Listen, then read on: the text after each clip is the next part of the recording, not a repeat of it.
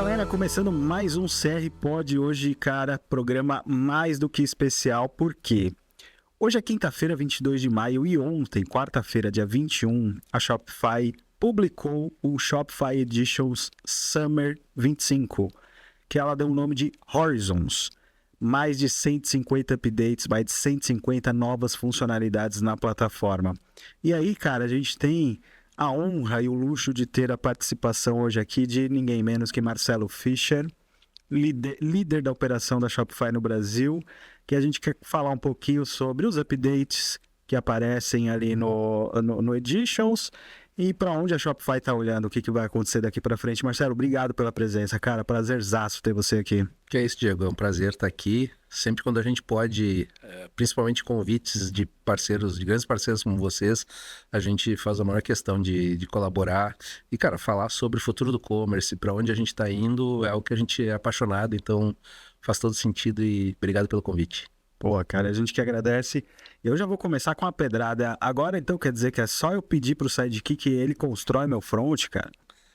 Essa é o que a gente está chamando de Declarative Commerce, ou uma tradução livre para o português, o comércio de intenção, né?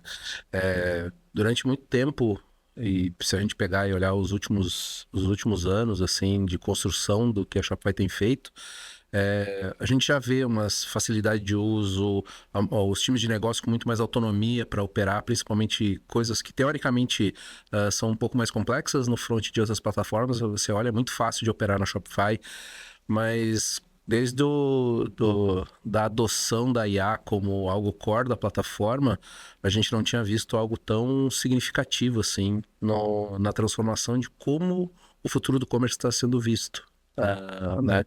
E quando a gente lançou o Sidekick há um ano atrás, ele já era algo muito revolucionário, né? Do ponto de vista de você ver, de fazer alterações no front, de fazer, de solicitar certas coisas para o agente de IA da Shopify e fazer alterar.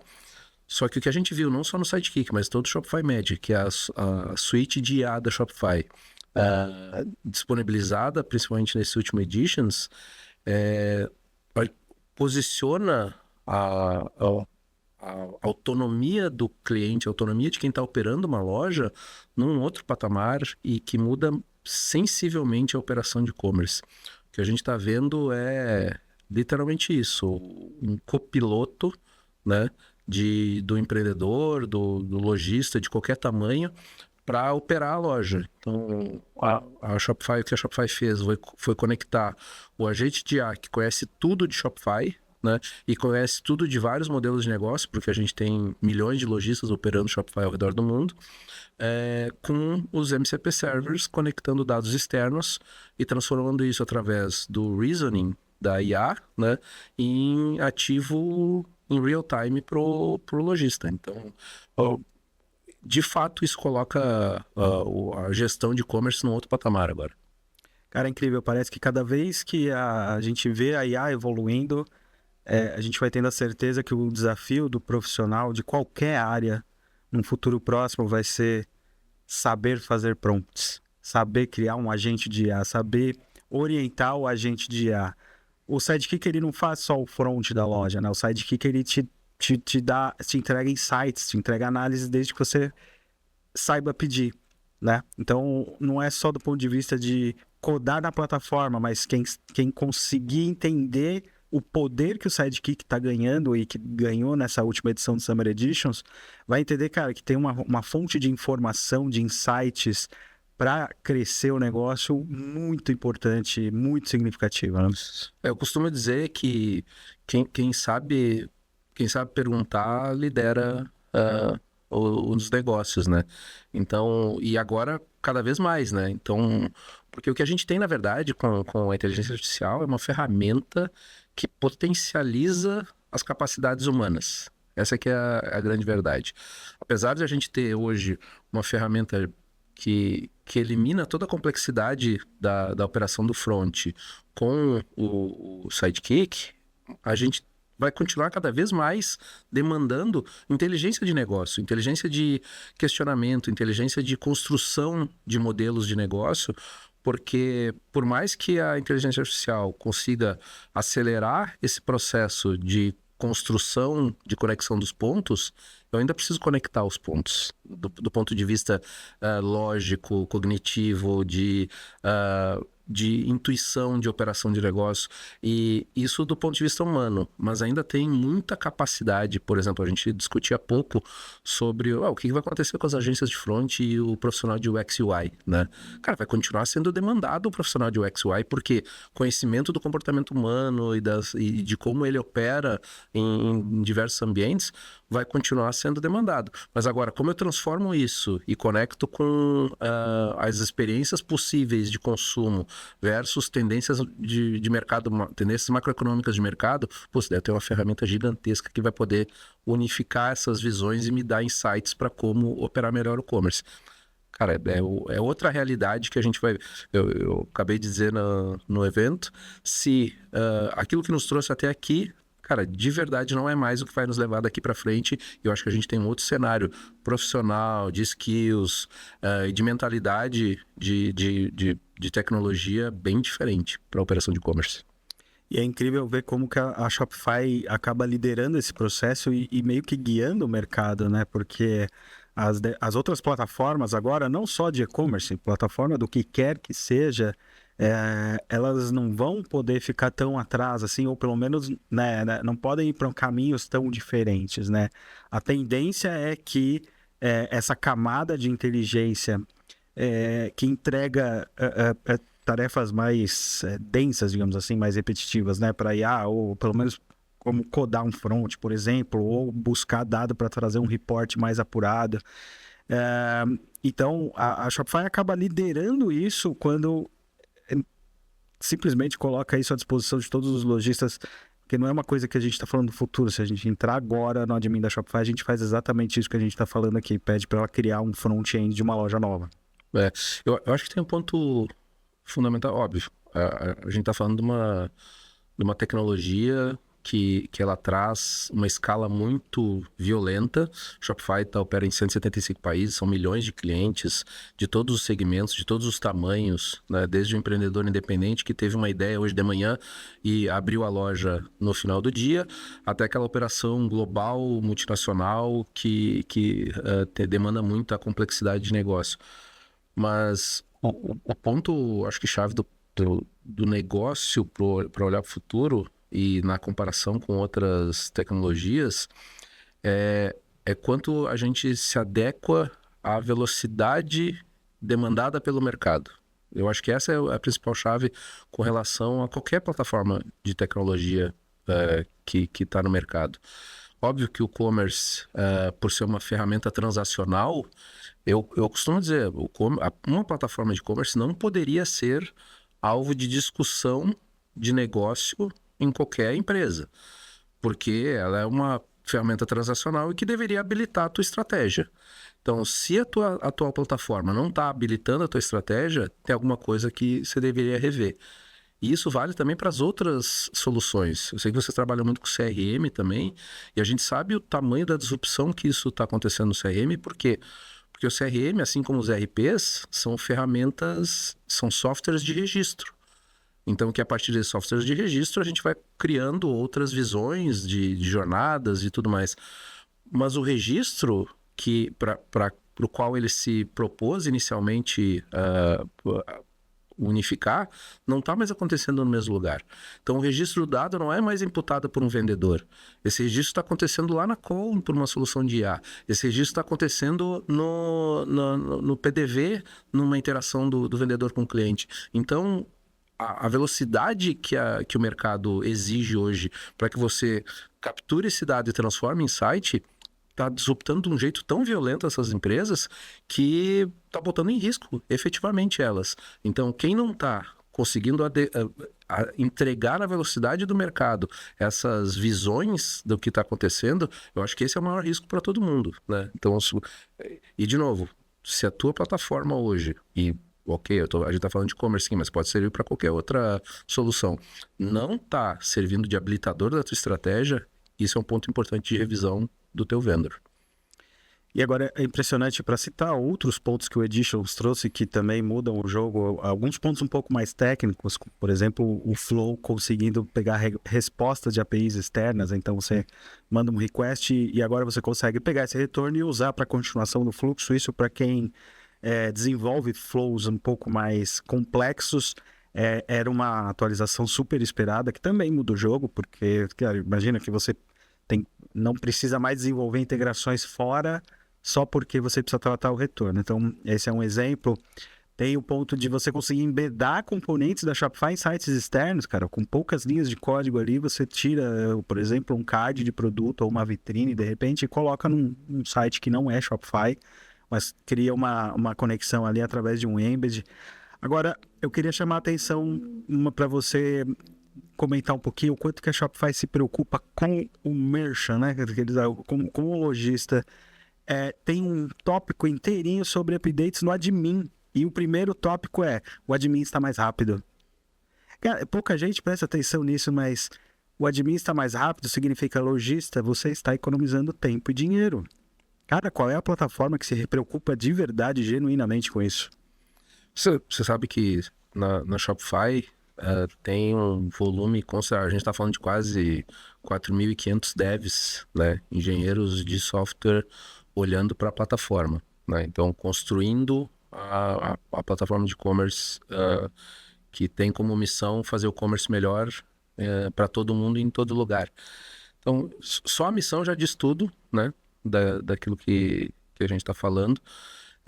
Do ponto de vista prático, a gente tem um conjunto de pessoas focado só em performance e produtividade da plataforma, obviamente tempo de carregamento de página e tudo mais, mas a gente tem gente focada em tempo de carregamento de página do admin, né? Essa obsessão pelo merchant, essa obsessão pelo cliente da Shopify, ela vem obviamente da origem dela, né? Então a Shopify nasceu para resolver o problema de alguém que queria vender, né? Então, quando o Tobi criou a Snow Devil, que era a loja de snowboard dele, e que ele construiu a partir da vivência dele, do conhecimento dele de codar, quando você cria um negócio para resolver um problema real, e esse problema, e esse negócio, ele escala para 175 países com essa mesma mentalidade, a gente apresenta soluções como essa. E que não é óbvio no negócio, não é óbvio. Mas se tem alguma coisa que a Shopify sabe fazer escalar e escalar bem, é o que não é óbvio, né? Então, quando você olha para a arquitetura da Shopify, teoricamente, não é óbvio ter um monolito, né, como core da plataforma. Mas se você vai para dentro desse monolito, você vê que são blocos de tecnologia, né, componíveis. Muito antes do Composable Commerce ser sexy, já existia dentro do monolito da Shopify esses blocos de componíveis, né? E com uma camada de microserviços muito antes dos microserviços serem sexys, né? Servindo como extensão da plataforma core. Então, tudo aquilo que teoricamente não é óbvio, mas é funcional para o merchant, é o que a Shopify escala. Então, realmente, esse tema de mentalidade dentro da companhia é algo que não que é muito diferente do que a gente vê outras empresas do mesmo segmento operar. Incrível. E para finalizar, a gente teria muito assunto aqui do Editions e da Shopify, mas é uma provocação quase. Não, é uma provocação por inteiro. Bora. Na parte lá do checkout, o checkout está ainda mais rápido, né? O checkout está ainda mais flexível. Tem componentes novos ali para o checkout. O checkout da Shopify já é muito eficiente em termos de conversão.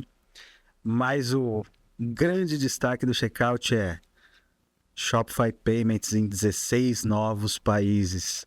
Cara, Geórgia, sei lá, uns países assim. Cadê o Brasil, cara?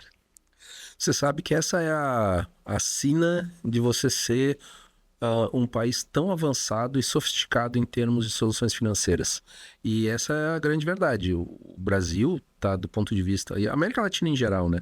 Do ponto de vista global, ela é muito mais avançada e sofisticada em termos de soluções financeiras para operações de compra e venda no varejo do que o resto do mundo. A gente está falando de... Se a gente fala, por exemplo, para um mercado que aqui é mandatório você ter o Pix, cara, tem país que não faz a menor ideia do que é uma transferência eletrônica real-time, né? Tem gente que... Você pega o próprio mercado americano, que é super consolidado, o mercado europeu, como do Reino Unido, recentemente eles começaram a implementar soluções de crédito, de Buy Now, Pay Later, ou então de parcelamento, né? E isso é uma coisa que historicamente é default, é padrão aqui no mercado brasileiro. Se a gente pensar no checkout transparente, que no Brasil nem se discute isso, nunca se discutiu durante muito tempo isso, mas durante muitos anos o que pouca gente sabe é que o checkout transparente era uma jabuticaba brasileira, só existia aqui, né? Então, esses detalhes de experiência e de sofisticação financeira que são exclusivos do Brasil, eles também acabam gerando, quando a gente olha para uma operação global, eventualmente alguns cuidados específicos que a gente tem que tocar. Foi bom você mencionar, porque um desses 16 países foi o México. Né? E a gente, de alguma forma, poderia ter lançado no Brasil da mesma forma que a gente lançou no México, sem, por exemplo, o parcelamento. Mas foi uma decisão da Shopify que, se eu quiser colocar algo no Brasil, eu tenho que fazer com o estado da arte que a Shopify normalmente faz. Então, sim, o Brasil faz parte do roadmap, né, de Shopify Payments, mas... Felizmente, também, o Brasil impulsiona a nossa tecnologia para se tornar tão sofisticada e tão aderente ao mercado, que nos demanda, obviamente, pode levar um pouco mais de tempo, mas a gente só entrega algo que realmente é o estado da arte. E esse é o nosso objetivo com o Shopify Payments também no Brasil. Estamos aguardando ansiosamente no Editions que sair o Shopify Payments no Brasil. Eu quero marcar com você, só não sei se você vai ter agenda. Você sabe, bagunçando a tua agenda aqui, eu costumo dizer que o Shopify Payments é o antepenúltimo gap de produto da Shopify no Brasil. Porque se eu olhar hoje a Shopify Brasil versus mercado americano, o único produto que eu não tenho aqui à disposição é o Payments, né? Mesmo o POS, o PDV, com algumas adaptações, a gente já está pilotando aqui, então eu tenho alguns PDVs, mas o Payments ainda não. E eu digo que é o antepenúltimo porque o penúltimo sempre vai ser aquela inovação que a gente tem. E o último nunca vai existir porque a gente nunca vai terminar de inovar. Que sensacional, espetacular. Marcelo, obrigado, cara, pela sua presença de novo. Semana que vem tem um encontro anual da Shopify em Toronto, né? Nos vemos em Toronto. Nos veremos lá. A Shopify é uma empresa 100% remota, então a gente tem alguns rituais de encontro e o Shopify Summit é um deles. Então acontece de reunir os 8.000 colaboradores Shopify no mesmo local para a gente criar, óbvio, não só esse tema de conexão, mas fundamentalmente para que a gente faça os Hack Days. Então é nesse período que a Shopify faz o seu grande hackathon global interno, onde cada um participa de projetos. A gente vai ter centenas de projetos acontecendo ao mesmo tempo no Enercare Center em Toronto, com esse time, e também onde a gente realiza o Editions.dev, que é o grande evento global de parceiros técnicos e de serviço da Shopify, e que a gente vai ter o maior prazer de estar junto lá e trazer depois novidades para todo mundo. Pô, vai ter bastante novidade, estou muito ansioso. Vai eu pro Biz Mode e o Argel, nosso tech lead, vai no Dev Mode lá e a gente vai aproveitar bastante. E aí vamos gravar bastante conteúdo aqui sobre o que a gente viu lá. Obrigado, cara. Até a próxima. Forte abraço. Obrigado. Conta com a gente.